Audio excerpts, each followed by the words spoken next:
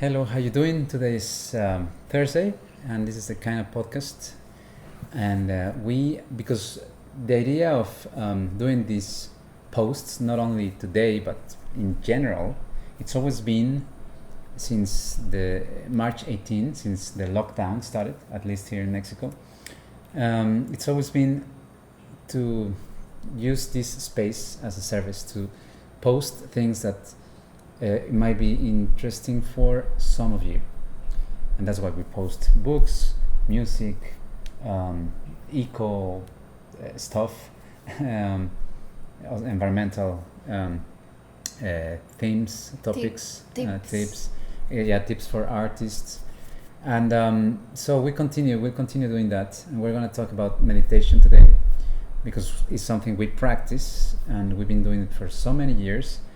And a lot of people now is looking. I mean, we kind of touched on that topic before a little bit, but not deeply. So, hello, Gabriela. How you doing? Hello, Rodrigo. Hello. Tell us about your new book coming out.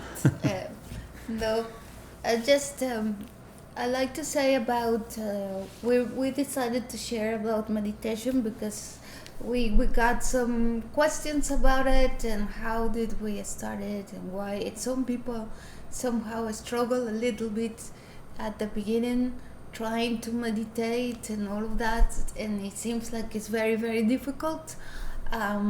So we have very different takes on meditation, very different type of people, and so I think our experience and our sharing our experiences can be helpful for some of you. Yes.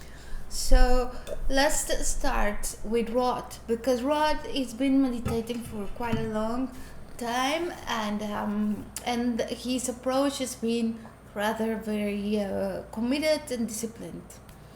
And so tell us about, just briefly. Mm-hmm.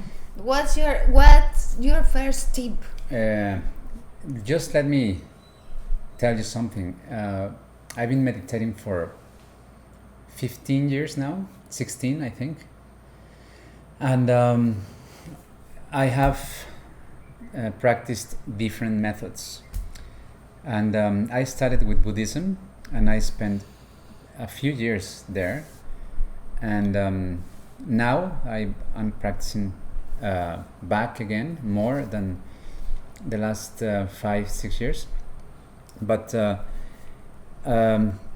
Buddhist meditations are very helpful, and because it's easy to there are so many ways to learn different kind of Buddhist meditations, but it's very established, if you know what I mean, like mindfulness, metta, Tonglen. All those meditations are things that you can actually look, and you can take courses, you can just, it's kind of, and you need to be very disciplined, and it's based on, Buddhist meditations, a lot of visualizations and attention in your breathing and in your body sensations. Mm-hmm. In fact, these days I've been taking currently a course with Jack Kornfield, which is this American meditator, teacher, which has been, he was very important bringing all the Eastern knowledge to the West in the 70s, along with Sharon Salzberg and a couple of others. So that's what I spent my first years of meditations, and that was very helpful for me to deal with anxiety and stuff like that. And then I discovered Eckhart Tolle, and that kind of, his approach of meditation is similar to Buddhist because it's feeling sensations in your body. And then recently, as I talked about before in these episodes, talked about Dr. Joe Dispenza, which I've been practicing his stuff for the last 2 years, especially last year, because I went to a couple of workshops, very different kind of meditation, but very effective, for a lot of people, because it's a different approach, as you already mentioned before, which is more scientific based on. Mhm. But that's my story, and I can just go more in detail about what works better and what the potential problems that you can have when you start meditating. But what about you? Well, to me, what is was very helpful at the beginning was just to, again, esto lo podemos editar, es que No, not really. te paraste de repente. It Okay. doesn't matter. So what I like to say is that even if you can't, why meditate? Like, the question is, why would you meditate? What would be the reason? And I think we, at the moment, everybody currently in the world is living this lockdown and all this crazy stuff going on, and all this fake news, conspiracy theory, all of these things that they can play a toll on us. They can be very stressful, because then we focus our minds into the future, and then we go into the future, and probably the ones we have a great imagination, they would just come up with great pictures and films, Positive and in negative. our head. Mostly negative, Yeah. because what I've been reading about the brain and all the research behind the brain is that we're wired to think negatively, because from an evolutionary It's a survival perspective, it's a instinct. survival instinct. So there's nothing wrong with you. We all go into the negative space. That is. The question is, how would you balance all this negativity, this tendency? How would you just balance to kind of have, like, you're not gonna become into a hippie that is just like smiling and the rainbow, and you're not gonna become that, but at least you're not gonna become like a very negative person, and then ultimately you will be the most affected. So that's that one excellent reason to start a little bit of meditation and all of that, is to avoid being into these states, like very negative, and it's just very heavy. Okay, just Imagine it's just one people plus two people, three people thinking, and then imagine millions of people yes. going super negative. But let's obviously you use meditation to avoid falling into these states of mind, right? Well, But you use meditation in order to kind of bring balance again, that you can think more clearly, and you will have much better judgment on all the news or whatever it is. And also because it's not about being positive or negative, but when you are into a stress response, a lot of bad hormones they just wire your brain into anxiety and depression and all of those things. And if you balance those, you are more likely to start creating good hormones that will pay a favor to you, like melatonin, serotonin, and all the good ones. So that's to me it's a fabulous way it doesn't cost anything. Yes. So you can just try it at least for 1 minute a day. But let's in our personal experience, how has that worked? Because as a performer or performers, we deal with a lot of nerve-wracking experiences, right? Mm-hmm. I mean, nowadays a lot of people, you don't have to be a performer to deal with those, but it's very likely that when you are performing every day before hundreds or thousands of people, you feel like too self-aware of what's happening, and that's a little bit unnatural, right?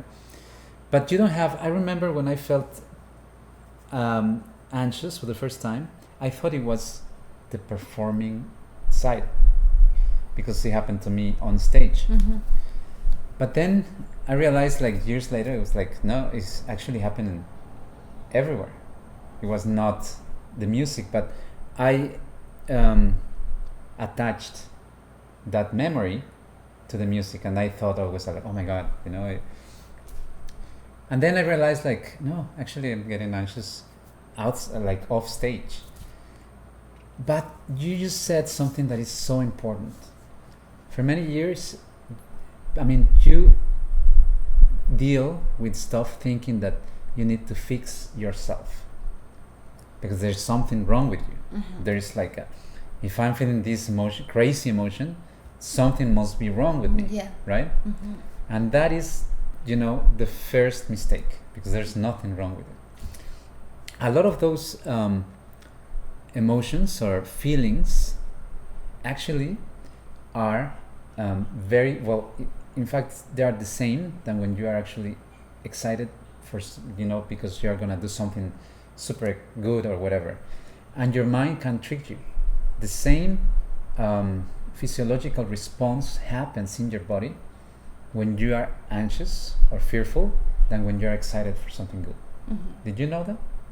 Yeah, I think so. Yeah, but for some reason that doesn't, that is true. Yeah. But for some reason, I don't go there, because then it kind of mess with my head. Yes. I think I'm excited. Some people say, I'm excited when they're super nervous. Yeah. And there is a way they trick their brain. Yeah. But that's why... That works for them. Exactly. Yes, not for me. Not everybody will find their own ways. But do you agree that one of the main doors out is just to understand that there's nothing wrong with you? Yeah, that's where that's magical. That's magical, because then the ones, and in this case we both, are very similar. Yeah. We both are wired to perfectionistic minds, so we both are very demanding to ourselves, and I remember a few years ago, if we made a mistake, it was like, I made a mistake. Absolutely, it was just like the sun is gonna collapse, because I made a mistake. And it's just like, nowadays I think we've been a little bit more forgiven to us, a little bit more nice to ourselves, not so demanding, so perfectionistic, and all of those things, which anxiety really comes from this perfectionistic mindset. So, and I think it's very important to understand that doesn't mean you are not going to do your best every day, or that doesn't mean you are not going to reach to your full potential. It means that you can reach to your potential, you can touch your talent and just make it grow from a nicer, compassionate place from you. So which will be healthy, and then you can improve every day. And the same happens with meditation, because when you start, and if you have this mindset, which usually everybody in the Western world would have that mentality of, oh, I can't do this because I'm very stupid, or I can't do this and that, and you start everything with this mentality that perfectionistic, like if you're not going to be the best, then you don't do anything, all or nothing kind of thing. Yes. So when you start meditating, a lot of people start meditating and they feel like, oh, I can't do it. I'm not wired to, I'm genetically or whatever it is that you come up with. I can't stop my mind, my thoughts. I can't stop.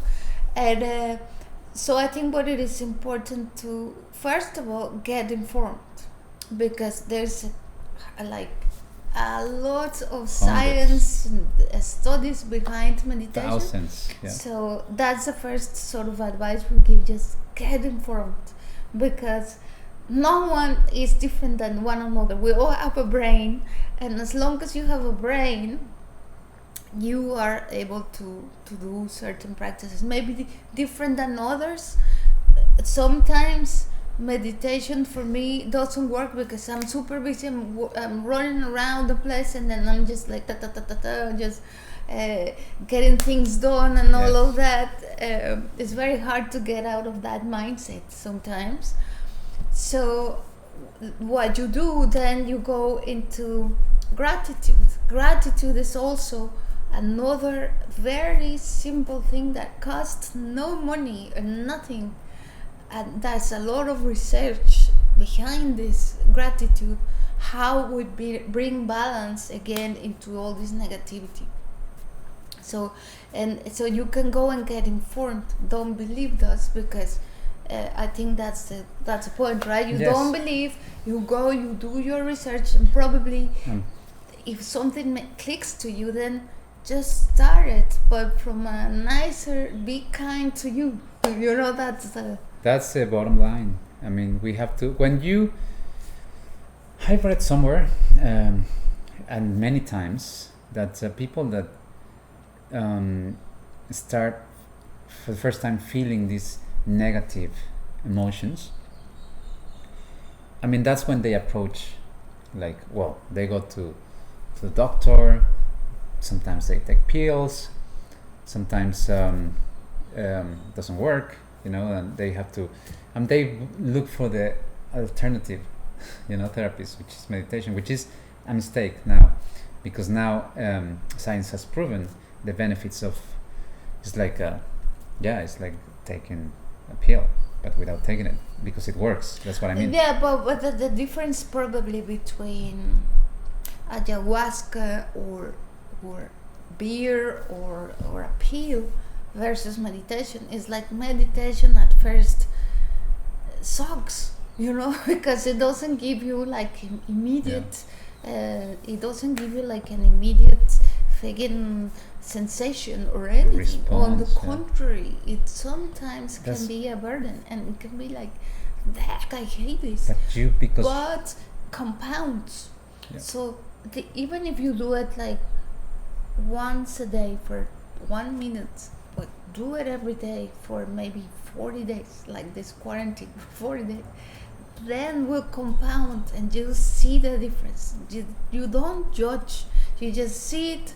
Even if it's full of thoughts, you count your minutes, and at the end of those 40 days, then you will have a better perspective. That's the difference, and that's why sometimes it's like, give me a beer. And that was me back in the day. That was I looked alcohol like completely, like, to me was just like, even when we finished a gig, we used to drink on stage wine. No, and I used to drink before, which was very bad. And then that was just very bad. And then on the stage, and then after, and then for me it was like, no, I'm not gonna drink before, neither during the performance. I'm gonna wait until finish the performance. I'll finish the performance, and it's just like, wanted to finish to have a drink, because I had all this cry. I needed something to calm me down. But sometimes it's not even calm down. You need something to forget about what you think is terrible reality. Yeah. But that's my point, or at least that's what I've been learning through the years, that you really need to accept. I mean, to me, anxiety and all those things, now they are my best friends in many ways, because they have made me what I am today. And my life, and the understanding of life for me is beautiful. And that doesn't mean by any means that I don't get anxious these days, or that I don't suffer, or that's, it's there. But every time I feel that I understand better, and I take care much more about myself, so I can give others the best of me. Because at the end of the day, that's what meditation is. You work for you so you can be good for others, right? And if people, when they start feeling emotions that are unnatural and unknown, if they only would change the perspective and say, like, okay, this is a present, this is a gift. I mean, it feels kind of horrible but it is amazing, because it's going to make me grow. It's going to make me more conscious of who I am. And it is what Buddhism says all the time. I mean, suffering is there, is part of life, you know. And you can avoid it if you learn. I mean, you cannot avoid it, but you can learn how to deal with it. How to. Well, you stop creating what I think what it says is like pain is inevitable. It's suffering you can avoid life it. Is you will suffer pain, like because that's part of life. But what is not particularly part of life is suffering, which is the stories we create around the painful situation. So we start adding more. What I'm saying is like, yeah, that's what it says. But suffering, the actual emotion or feeling, it is there, but you can actually work on it. That's a lot of so you unnecessary can be suffering. So you can be at peace with it. Mm-hmm. You know, the actual suffering is part of being humans, but you can somehow be at peace with it. And you need to practice. And meditation, for many people, is like that they look happy and they don't need to, and that's great for them. But for many, it's really, really an important tool to grow, to relate, and to experience things that meditation is gonna push you to go through things that you probably wouldn't like to go through.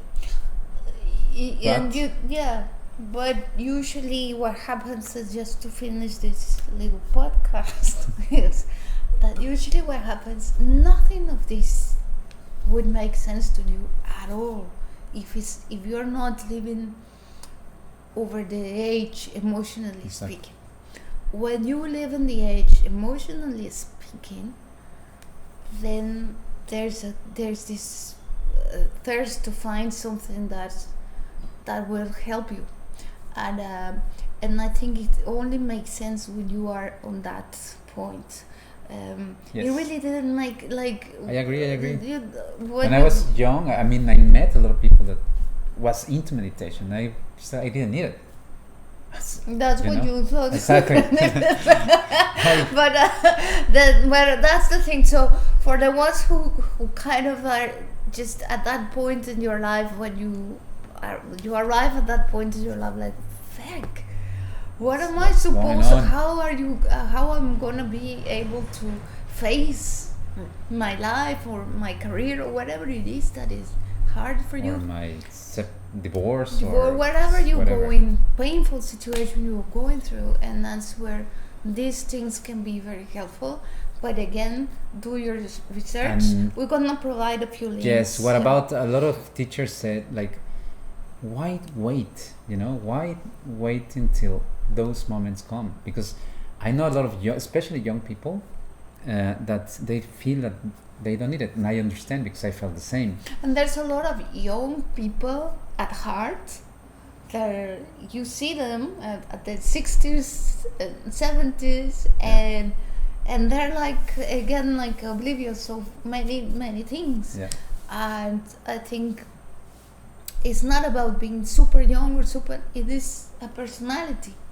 Some people at those ages, 70, 60, they sort of manage to embrace life in a way, and they kind of figure out their own way, and they do it in their own ways, and that's perfectly That's fine. cool, yeah. So we're talking to the ones that, like us, that we just look this.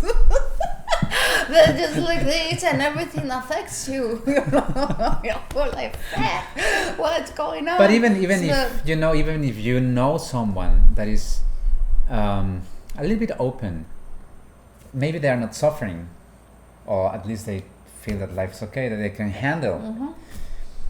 But if they're open, it's good to always to give it a try, because most of the time, 99% of sure that at some point you will need it, right? Yeah, or need something. You will need something, but this is one option. So exactly. So thank you very much. Thanks to all our sponsors. Look, sponsors, we're here. Ciao, ciao, bye. Ciao, ciao.